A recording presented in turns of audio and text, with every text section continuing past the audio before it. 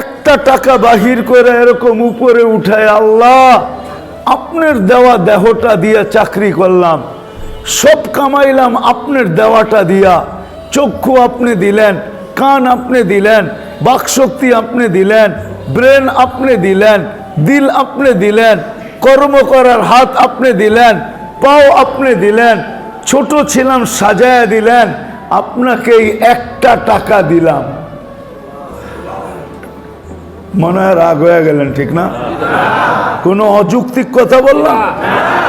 উচিত ছিল কি ছিল না? এখন বলবো কর্মজীবীরাই, আমরা চাকরিজীবীরাই শুধু দিমু না কর্মজীবীরাও দিবে? সে কর্ম করতেছে কার শরীর দিয়া? হ্যাঁ, আপনি দোকানদারি করেন কাঠটা দিয়া, চার দোকান করেন কাঠটা দিয়া, সবজির দোকান করেন কাঠটা দিয়া। আপনি কি মাসের শেষে 10 টাকার নোট আল্লাহকে দিছেন দেখায়া? দেন তো না। তো আসল জায়গায় একবারে চলে আসছি। মেরে দোস্ত, আমার কথা মানেন।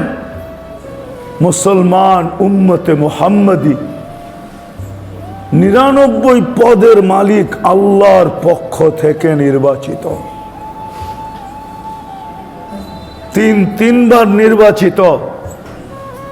বিদায় ওই গঠনতন্ত্রের বিরুদ্ধে চইলা আমি কোনোদিন সুখ পাব না, আমি কোনোদিন শান্তি পাব না, আমি কোনোদিন নির্যাতনের থেকে বাহির হতে পারবো না, না না না,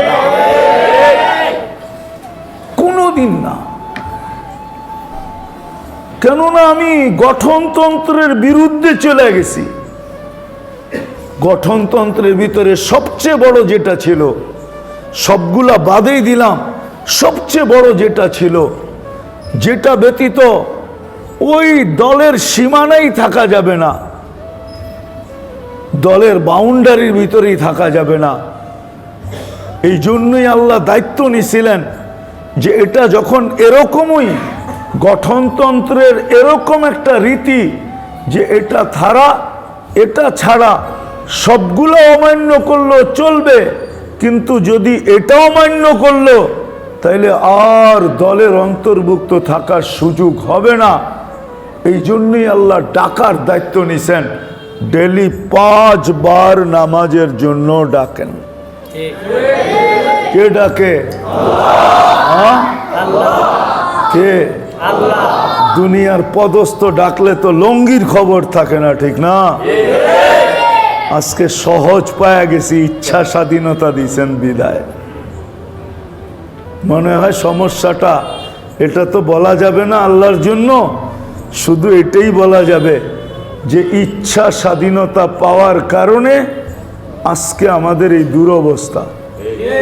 নাইলে আল্লাহ ডাকবে, আসবে না। অথচ পদস্থ মানুষের ডাকে সাড়া না দিলে হাতকড়ি পড়তে হয়, বেরি পর্যন্ত পড়তে হয়, ডান্ডা বেরি পর্যন্ত পড়তে হয়, গলায় শিকল পর্যন্ত পড়তে হয়, জেল জরিমানা পর্যন্ত সইতে হয়। সত্য তো না? দুনিয়ায় নিয়ম নাই?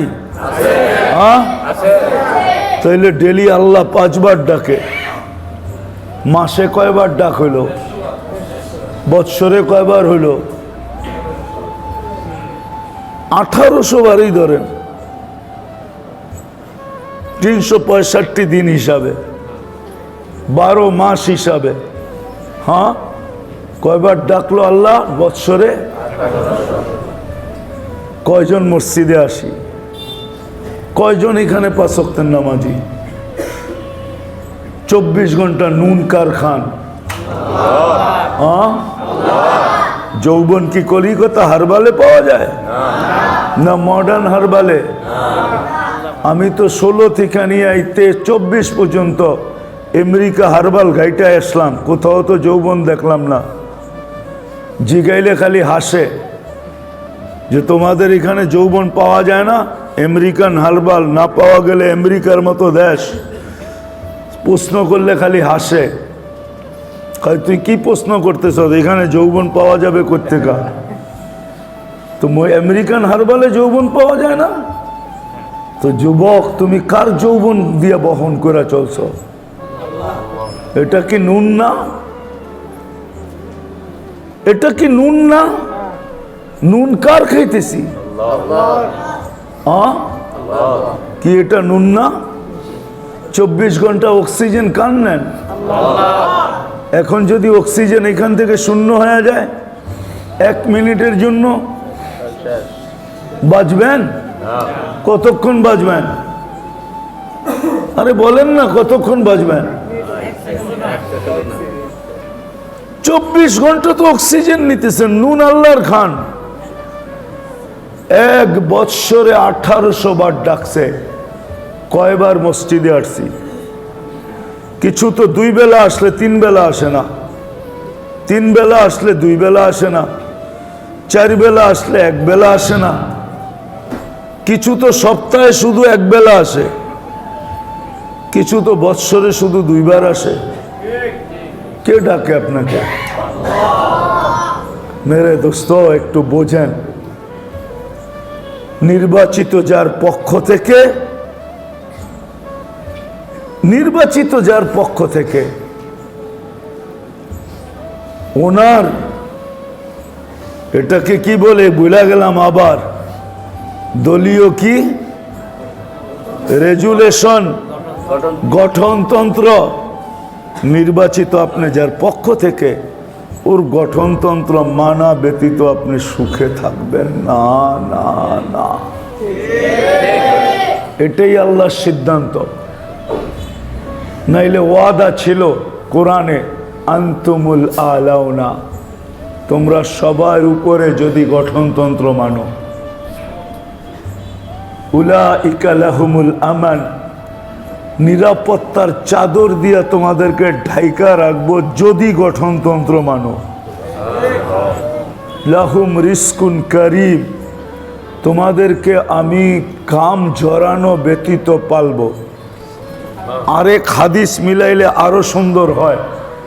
আল্লাহ বলে, তোমাদেরকে আমি পাখির মতো পালবো যদি গঠনতন্ত্র মানো। হায়াতান তাইয়্যিবা, সুখের জীবন তোমাদেরকে দিব যদি গঠনতন্ত্র। সুখই সুখ। মানুষ জিনিস এক্সপোর্ট করে খাবে, আর তোমরা সুখ এক্সপোর্ট করে খাবে। তোমরা সুখ বেচবে। এটার চিত্র আছে, সময় নেই, নাহলে আমি চিত্র দেখাইতাম আপনাদেরকে। চিত্র আছে, হুজুররা বুঝবে, কিন্তু আবার হুজুররা এইভাবে বুঝবে না, কোনভাবে বুঝবে এটাও জানি না, কিন্তু বুঝবে। এক সময় ছিল মুসলিম সমাজে কাফেররা বাস করত, তাদের কামাইয়ের 70 ভাগ দিয়া। কত ভাগ? 70% দিয়া দিত, 30% ব্যবহার করত। তারপরও মুসলমানদের সাথে থাকতো। কেন? এইখানে থাকলে সুখে থাকবো। সুখ কি? এই পরিবেশে থাকলে, তোমাদের সাথে মিলা থাকলে সুখে থাকবো। এমন সুখ যে আমার মেয়ের দিকে কেউ তাকায় দেখবে না, আমার পরিবারের দিকে কেউ তাকায় দেখবে না। আমি 100% নিরাপদ থাকব। বিজাতি পর্যন্ত মুসলমানের জায়গায় 70% ট্যাক্স, 70% দূর মিয়া, 70% তাদের কামাই মুসলমানকে দিয়া থাকতো না। হুজুররা শব্দ ব্যবহার করো এখন ভুলে গেছে, থাকতো। এটাই আমি বুঝাইতেছিলাম যে মুসলমান সুখ এক্সপোর্ট করবে। আল্লাহর ওয়াদা, তোমাদেরকে সুখে রাখবে। পঞ্চম ওয়াদা দেখাইতেছি। আল্লাহ বলে, এইখানেও ইজ্জতে রাখবো, এইখানেও ইজ্জতে রাখবো। ইন্নাল ইজ্জাতা লিল্লাহি ওয়া লিরাসূলিহি ওয়া লিল মুমিনিন। আজকে আমরা গঠনতন্ত্র ভুলে গেছি। নির্বাচিত কার এটাও ভুলে গেছি, কয়বার নির্বাচিত এটাও ভুলে গেছি, গঠনতন্ত্র ভুলে গেছি। আজকে গঠনতন্ত্রের থেকে দূরে সরে গেছি, সব কিছু বাদ দিলাম। 5 ওয়াক্ত নামাজে আসার কথা ছিল মুসলমানের। আল্লাহ ডাক দিতে দেরি, ছুটে আসতে দেরি করতেন না। কেননা এটা যদি জীবনে না থাকলো তাইলে কোরআন হাদিস এটাই বোঝায়, লা হাদ্দা ফিল ইসলাম লিমান লা সালাতা লা। যার জীবনে নামাজ নাই, ইসলামে তার কোনো অধিকার নাই। ইসলামে তার কোনো যেমন কয় না, তুমি আমাদের দলে না, তোমার আমাদের দলের কোনো অধিকার তোমার নাই। বহিষ্কৃতর আবার কি দলের অধিকার থাকে নাকি? আল্লাহ বলে তোমার কোনো অধিকার নাই ইসলামে। এই জন্য আমি বলি সব সময়, আমার জাতি যদি একটা কাজ করত, শুধু 5 ওয়াক্ত নামাজ পড়তো, আমার জাতি যদি একটা কাজ করত, 11 মাস যা করলো আর না করলো, রমজান আসার সাথে সাথে যদি সবকিছু রাইখা কোমর কাইসা ইবাদতে লেগে যেত, একটা মাস। কেন একটা মাস তো একটা মাস না, রমজান কিন্তু উম্মতের মাস। কার মাস? কার মাস? আবার কেন না রমজান আল্লাহর মাস। এই মাসটা এই উম্মতকে আল্লাহ গিফট দিছেন। গিফট কেমন হয়? আরে না, বোঝেনি নাই মেয়া, খামাখা বিয়ায় গিফট লয়ে যান না, কি সেট লয়ে যান না? সেট কিসের? Dinner set. অনেকটা ডিনার সেট কিনা, শুধু কি ডিনার সেট গুলো বাইর করে হাতের মধ্যে করে লয়ে যান? কি করে যান? সাজায়া, ঠিক না? এমন সাজান যে আপনার গিফটটা সবার উপরে দেখা যায়, ঠিক না? তা আল্লাহ উম্মতকে একটা মাস দিছে, বিলকুল সাজায়া দিছে। কেমন সাজাইছে? কেন না গিফট দিছে, সাজাইছে কেমন? এক নফল, এক ফরজ। 1 ফরজ 70 ফরজ, 1 রাত্র 83 বৎসর। যা তসবিহাত পড়বা 10 গুণ, 1000 গুণ। এটা হলো সাজানো। এটা হলো কি? সাজানো। এই মাসটা দিছিলেন আমাদেরকে গিফট। রমজান উম্মতের মাস। আমার জাতি যদি শুধু রমজানেই ইবাদত করত, আমার জাতি যদি জিলহজের 10 দিনকে গলার ভিতরে বাঁধা নিত, কেননা জিলহজের 10 রাত্র 10 লাইলাতুল কদরের সমান।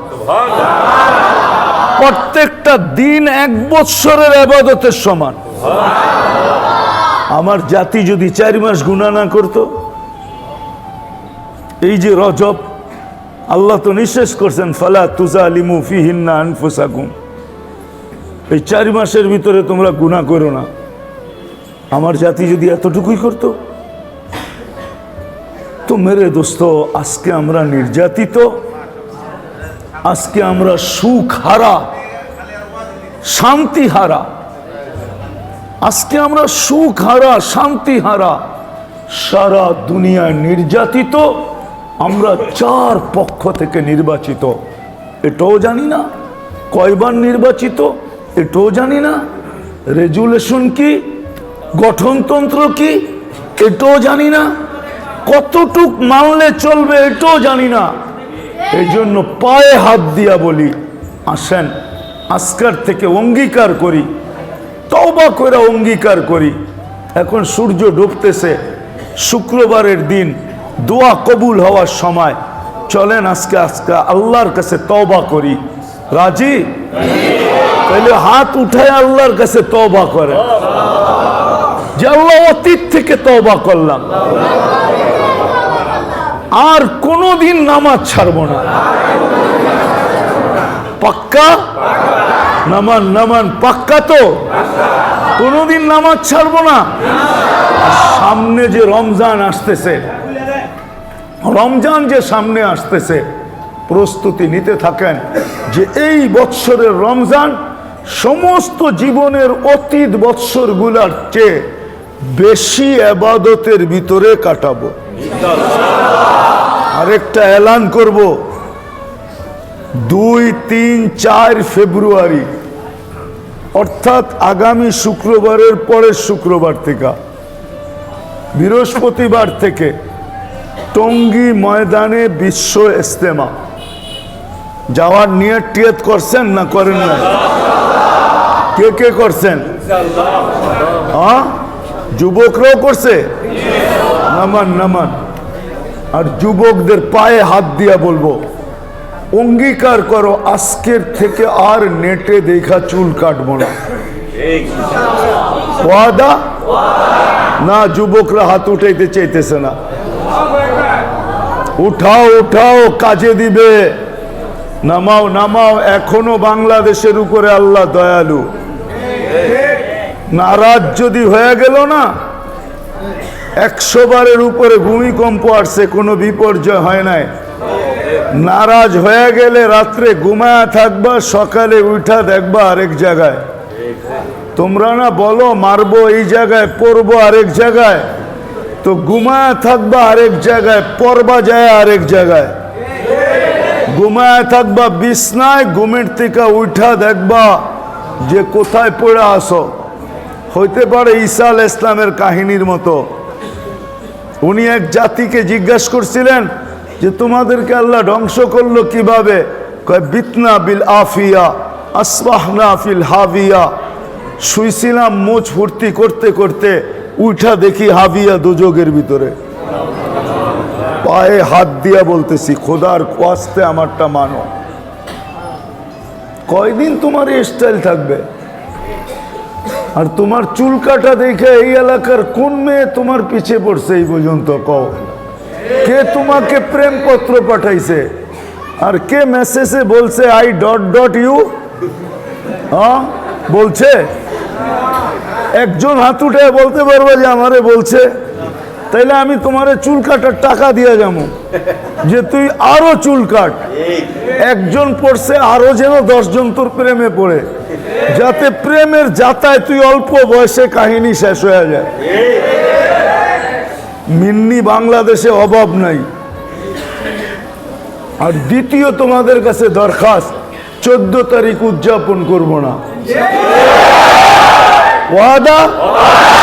না, সব উঠাইতেছে না। আমি চাই না। নামান নামান। আরে আপনি কি পাঠাইবেন নাকি? 14 তারিখ চিনেন? এটা যুবকরা চিনে, ভালোবাসা ডে। সামনে আসতেছে।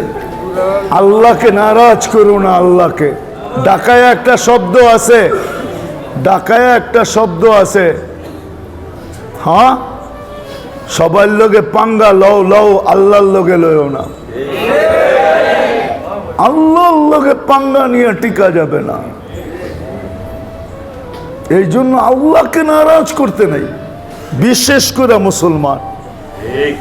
আজকে মুসলমান উম্মতে মুহাম্মদী আল্লাহকে নারাজ করে ফেলছে, যার কারণে 121 দিন হয়ে গেছে আজকে ফিলিস্তিনে। 121 দিন ডেলি 250-র উপরে লোক মারা যেতেছে। সারা দুনিয়ার মুসলমানের চোখের পানি ঝরতেছে, ব্যথায় সব ব্যথিত, ঠিক না? কিন্তু আবাবিল পাশ দিয়া ওরে হুকুম দেয় না আল্লাহ। আবাবিল পাশ দিয়া ওরে, কিন্তু আল্লাহ হুকুম দিলেই তো পারেন, ঠিক না? হাতিকে যদি পাউডার বানাইতে পারে, তাহলে ট্যাঙ্কেও পাউডার বানাইতে পারে না? পারে না?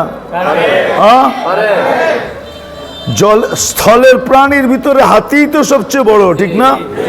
হ্যাঁ, আল্লাহ তো বুঝেইছে এটারে পাউডার বানাইতে পারে, তো তোকে যত বড় অস্ত্র আছে ওটাকেও পাউডার বানাইতে পারে, কিন্তু হুকুম তো দেয় না। কাছেই তো উঠতেছে। আমি তো ঘুরে আসছি, আমি জানি আবাবিল কোথায় আছে। এই জন্য সর্বশেষ কথা, আল্লাহ আমাদের সবাইকে আমল করার তৌফিক করবেন তো। আমল নামাজ ছাড়বেন তো না? বুঝেন কিন্তু তওবা করছেন। আল্লাহ দুটা কান কি দেই নাই যেটা দিয়ে তুই শুনিস? আমা আতাইতুকা লিসানান তানতিকু বি, আমি কি বাকশক্তি দেই নাই যেটা দিয়ে তুই বলিস? আমা আতাইতুকা আকলান তুমাইয়িজু বি, আমি কি তোকে ব্রেন দেই নাই যেটা দিয়ে তুই দুনিয়ার ভিতরে চমক? তাইলে কি জানি বলে? আরে না, ব্রেন দিয়েই তো বিসিএস ক্যাডার। যদি ব্রেন না থাকতো তাহলে বিসিএস হইতো কোত্থেকা? ব্রেন যদি না দিতেন তো আমি আলেম হইতাম কোত্থেকা? ব্রেন যদি না দিতেন উনি হাফেজ হইতো কোত্থেকা? ব্রেন যদি না দিতেন তো বিজ্ঞানী হইতো কোত্থেকা? এটা কার দেওয়া? আল্লাহ বলে আমি কি তোকে ব্রেন দেই নাই যেটা দিয়ে তুই চমক দেখাইলি? এটার নাম হইতো চমক। 60 ডাক্তার হয়ে গেছে চমক। চমক বোঝেন? আরে চমক না বুঝলে জাদু তো বোঝেন, ম্যাজিক তো বোঝেন। ব্রেন যদি না দিতাম তুই ম্যাজিক কোত্থেকে দেখাইতি? হ্যাঁ, এখন বিসিএস ক্যাডার হইয়া রাস্তা ফাটায়া চলিস। আল্লাহ বলে আমি যদি তোকে ব্রেন না দিতাম তো তুই এই ম্যাজিক কোত্থেকে দেখাইতি? এই জাদু কোত্থেকে দেখাইতি? ব্রেন তো আমি তোকে দিছি। আমা আতাইতুকা কলবান তাতাফাক্কারু বি, আমি কি দিল দেই না যেটা দিয়ে তুই চিন্তা করিস? আতাইতুকা ইয়াদানে তাফতিশু বিহা, দুটা হাত আমি দিছি তুই কর্ম করে খাস। একজনও তো নাই। একজন কি এখানে হবে? কর্মজীবী কয়জন আছি দেখি? চাকরিজীবী? হ্যাঁ, স্যারেও তো চাকরি করেন, রিটায়ার্ড হয়ে গেছেন, তারপরও তো করেন, নাহলে পেনশন দেয় কেন আপনারে? হ্যাঁ কি কন? হ্যাঁ, একজনও তো এখানে নাই। চাকরি করেন কার দেহটা দিয়া? একজনও তো নাই যে মাসের শেষে বেতন পায়া 1 টাকা আল্লাহকে দেয়। কি দেন? একজনও তো দেয় না। প্রমাণ দিছেন দিতে দিতে দিতে দিতে এরকম কোন বস্তু নাই যেটা দিয়ে প্রমাণ দেন নাই। সৃষ্টি দিয়া প্রমাণ দিছেন, যাদেরকে দিয়ে দেওয়ার কথা না তাদেরকে দিয়েও দিছেন। উঠান আপনি আল্লাহ রসুলের মোজেজা, উঠান আপনি। এরকম কোন প্রাণী নাই যেটা আল্লাহ রসুলের সামনে পড়ছে আর প্রমাণ দেন নাই। গাছ, তরু লতা, পাতা, পাথর, সমস্ত জিনিস দিয়ে প্রমাণ দিছেন যে আমার বন্ধুকে মানলে তোমাদের কি হবে। জীবিত তো জীবিত, মৃত্যু জিনিস দিয়ে প্রমাণ দিছে। এক গ্রাম্য লোক মজমা দেখছে, মজমা লোকের সমাগম দেখে জিজ্ঞাসা করছে এখানে কি? নবী আখিরুজ জামান আসছে, তুমি জানো না? বলছে আমি তো ওনাকেই তালাশ করতেছি। তো ওনার কাছে মরা গুই সাপ ছিল, তো নিয়ে আয়েশার সামনে বলতেছে শোনেন, আমার মন চায় আপনাকে হত্যা করি আর আমার মাবুদদের মন ঠান্ডা করি। আপনি কোন ঝামেলা আমাদের ভিতরে এইসব পাকায়া দিলেন? আমরা তো মূর্তির পূজারী। আপনি জুমা 8 দিন আইসেই এক গ্যাঞ্জাম পাকায়া দিলেন, নবী হয়ে আসছেন। ওমর রাদিয়াল্লাহু তাআলা শুনতে ছিল আর ফলতে ছিল, আর আল্লাহ রসুলের দিকে তাকাইতে ছিল যে ইশারা হয় কিনা, আমার তলোয়ার কাজে লাগে কিনা। আল্লাহ রসুল বুঝে ফেলছেন ওমর ফসতেছে, তো ইশারা থামায়া দিছে। তো বলছে শুনেন, এই মরা গুইসাপ যদি আপনাকে নবী বইলা মানে আমি মেনে নিব। তো আল্লাহ রসুল গুইসাপকে ইশারা করছে। আইয়ুহা দাব, আরবিতে গুইসাপকে বলে তপ, দব্বুল মানে গুইসাপ। তো ওটা জীবিত হয়ে মাথা উঁচা করতে দেরি করে নাই, আর পিওর আরবি ভাষায় লাউড স্পিকারের মতো ফাটায়া বলতেছে লব্বাইক ওয়া সাদাইক ইয়া যাইনা ওয়াফা ইয়াউমিল কিয়ামা। ও দুজাহানের বাদশা, আপনার ইশারায় আমার ভাগ্য খুলে গেছে। এক গুইসাপের ভাগ্য যদি ইশারায় খুলতে পারে, আপনাকে আমাকে আদর্শ দিছিলেন, কতটুকু ভাগ্য খুলতো। আজকে একটা জিনিস চিন্তা করেন, ভাগ্য খুলবে তো দূরের কথা, আজকে মুসলমানের মতো এই দুনিয়ার পিঠে বিজাতীয় এটা মানে না যে এরকম না, ওরাও মানে যে মুসলমান আসে দেখাই আমরা আসি। হাদিসও এটা বলে মক্কা একসময় দুর্ভিক্ষ আসছে, তো 360-এর কাছে চাইতে চাইতে চাইতে চাইতে মক্কাবাসী বিরক্ত হয়ে গেছে, চামড়ার টুকরা পর্যন্ত উঠায়া ছাইরা খাইতে শুরু করছে, এমন দুর্ভিক্ষ। আল্লাহর রসুল কয়েকদিনের বাচ্চা, রাবায়াতে 2 ধরনের আছে, কয়েকদিনের বাচ্চা। তো মক্কাবাসী বলছে চলো, আমরা চাইতে চাইতে তো ক্লান্ত হয়ে গেলাম, কিন্তু কিচ্ছু দেখা যায় না, কোনো প্রতিফল নাই, চলো আব্দুল মুত্তালিবের কাছে যাই। আরেক রিওয়ায়াত আছে চলো আবু তালেবের কাছে যাই, সে আমাদের সর্দার। ইমাম বুখারী বাব আনছেন ইমামের কাছে ইস্তিসকা, বৃষ্টির জন্য আবেদন করা। আবু তালেব তখন মক্কার সর্দার, আব্দুল মুত্তালিব মক্কার সর্দার, যা বলছে সর্দার আমরা হার মাইনা ফেলছি, 360 আমাদের কথা শোনে না, বাইতুল্লাহর গিলাফ ধরে বলতেছি তাও শোনে না, তুমি একটু দোয়া করো। আব্দুল্লাহ জানতো চাবি আমার কাছে আছে, আব্দুল মুত্তালিব জানতো যে চাবি আমার কাছে আছে, আবু তালেব জানতো যে রত্ন আমার কাছে আছে। আল্লাহর রাসূলকে চাদরে পেঁচা বাইতুল্লাহ যায়, বাইতুল্লাহর উপরে এরকম ধৈরা রেখা দোয়া করছেন, বৃষ্টি ঝুমঝুমায় চলে আসছে।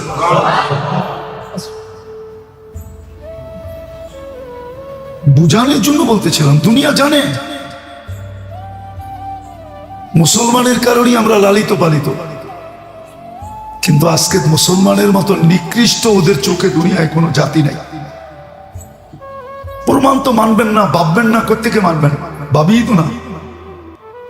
2 বছর হইতে চললো ফিলিস্তিনের যুদ্ধ, অক্টোবরের 7 তারিখে 2 বছর হবে, আগস্ট পড়ায় শেষের দিকে, আগামী মাস সেপ্টেম্বর, তারপরে অক্টোবরের 7 তারিখে টানা 2 বছর হবে, 2 বছর,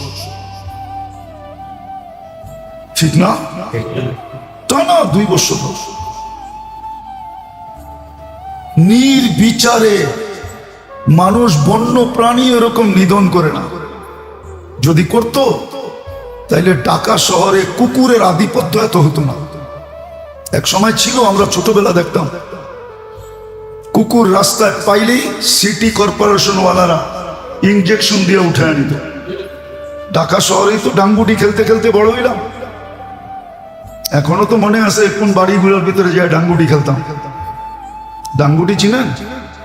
করতে চিনবেন, ঢাকায় আনা করতে ডাঙ্গুটি চিনবেন, মার্বেল ডাঙ্গুটি দেখতাম তো। আর এখন তো কুকুরের আধিপত্যই আধিপত্য। রাত্রে এই গলি দিয়ে অপরিচিত লোক ঢুকতে পারে না। সুপ্রিম কোর্ট রায় দিয়া দিছে কুকুর মারা যাবে না, প্রাণী নিধন করা যাবে না, এরা প্রাণী। তাইলে প্রাণীবাদীরা এই কেস করছে, তোমরা এখন বিশ্ব আদালতে কেস করো না কেন যে ফিলিস্তিনে প্রাণী নিধন হইতেছে? আজ পর্যন্ত তো কেস করা দূরের কথা, ছোট একটা বিবৃতি পর্যন্ত দেয় নাই। কেউ যদি প্রাণীবাদীদের একটা বিবৃতি ফিলিস্তিনের পক্ষে আমাকে দেখাইতে পারে, আপনার জুতা আমার কাল, চ্যালেঞ্জ। আজ পর্যন্ত দেয় নাই। ইসরায়েলের বিরুদ্ধে ছোট একটা বিবৃতি দেয় নাই, নিন্দা দেয় নাই। ওরা জানে মুসলমান প্রাণী না, আগাছা। যদিও বাংলাদেশের প্রাণীবাদী সংস্থা, ওরা মুসলমান, চাকরি করে ওইখানে, তারপরেও ওদের লেখার সাহস নাই। নিজের ফেসবুকে পর্যন্ত লিখতে পারবে না। হ্যাঁ, আপনি মিডিয়া লাগরে জিজ্ঞেস করেন, সুলতানি عدد خلقه زنة عرشه ومداد كلمته ورضا نفسه والصلاة والسلام على حبيبنا مصطفى مجتبى